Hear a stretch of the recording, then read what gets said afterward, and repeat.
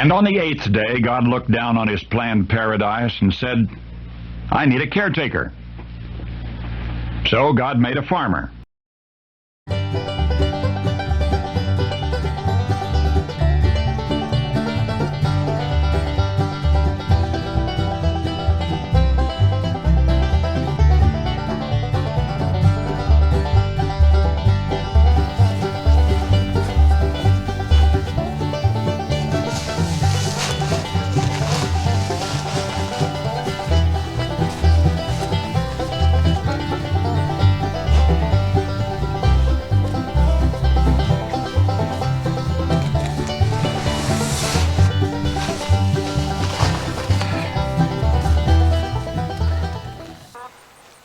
Howdy folks, Darren back with you here at Cross Timbers Farm. Welcome to 8th Day Chronicles.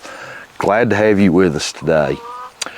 We're going to talk just a little bit today, a short time, about preparing for your 2024 hay season. It's never too early to start preparing for next year's hay season. We're done for this year. Hay season 2023 was a good year for us. Our hay sold really well.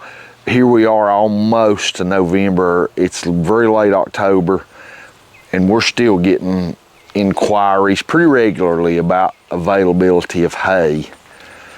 And based on the amount of contacts I've had with folks inquiring about hay, availability of some hay from us tells me that the hay market is still low. I'm not talking price wise, I'm talking inventories. Locally in my area, apparently high quality hay is still in very high demand. And because of that, we are striving to make every usable inch of our hay fields this coming year for 2024 viable. We want to be able to cut every blade of hay grass off of our properties that we can. We just can't keep up, and that's a good problem to have. However, if you are not applying some economics and good financial business practices to your small scale hay operation, regardless of how much you sell, if your inputs and costs into making that package of bale of hay is more than what you sell it for and your income is for it, you're not going to be in business very long. We have to use good, especially in this day and age with the economy the way it is, prices so high of just everyday things, but especially on a small family farm. We're not talking about your household budget here, we're talking about your small scale farm budget. You have to put on your thinking cap and start really analyzing your inputs and outputs and what's going to be feasible for you and what's not. You have to look at your overall business plan picture. Am I making any money at all? Inputs are so high: diesel fuel, fertilizer, lime, herbicides, and the list goes on and on. Changing the oil in your tractor, just the cost of that. An oil filter for your tractor, a hydraulic filter, hydraulic fluid. I mean, this just goes on and on and on. And you've got to consider your outputs and your inputs, okay? This is the absolute fantastic time of year, as I talked about in our equipment and October hay updates in a couple of videos ago. downtime, late fall, winter, early spring, especially the first two, late fall and winter, that's the time you need to be really, that's the period of time that you're developing your playbook and you're putting some of those plans into action to produce your hay for the coming summer, and you're making those plans financially with equipment purchases, things of that nature. One of the driving factors in the hay production business is fertilizer prices. I encourage you through the winter to keep an eye on fertilizer prices, whether it's through your local farmer's co-op, and Lord knows I wished we had a co-op here, but we don't. We still have to rely on a feed and seed store to buy fertilizer and lime in 50-pound bags. I so wish we had a local co-op that we could make those purchases through, but we don't. So we'll play the hand of cards that we were dealt. The nearest co-op to us to buy fertilizer and lime, or even maybe livestock feed in bulk, is so far away that the fuel consumption and the time and driving that far was just not be real feasible for us. So we're stuck with buying it in the 50-pound bags. Check your fertilizer. Keep an eye on the fertilizer price market. There's websites you can go to that will keep you updated all throughout the fall, winter, and spring and summer with current fertilizer prices. Keep up with those.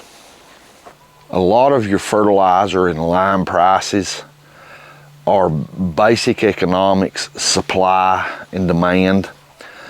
Not always, but lots of times they are. You need to check your area, how your prices may or may not fluctuate. Simple economics, supply and demand. When supply is high and demand is low, such as the middle of winter, prices could come down.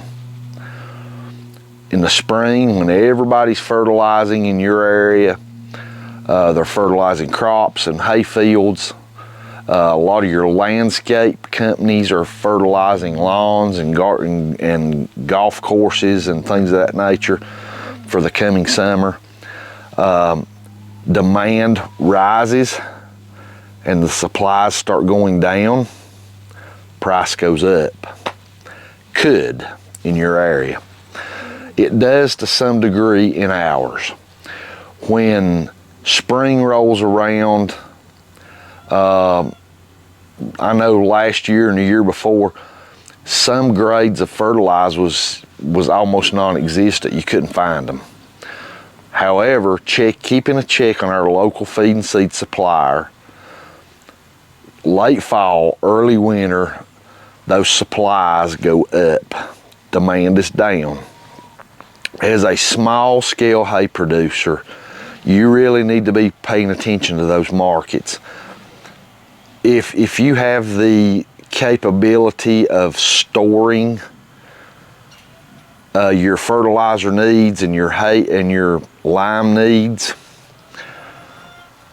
until spring when you need them, now may be the time for you to start stocking up on your lime and fertilizer needs. Your farm budget matters and your total input of those costs matters. Now may be the time of year you can buy those that fertilizer and lime for quite a bit less in the overall picture than you could come April. Now in November. Keep a check on those prices. There's a couple of websites you can look at for the current market value of fertilizer and the supplies of it, what it's going for per ton. Those prices trickle right down to your 50-pound bags as well.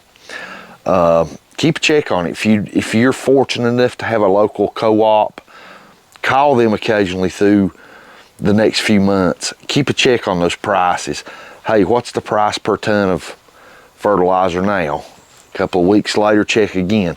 Every time I go to our local feed and seed store where we get fertilizer and lime from, even if I'm not there to buy that for that day, I ask, what's the current price of fertilizer? What's the current price of lime?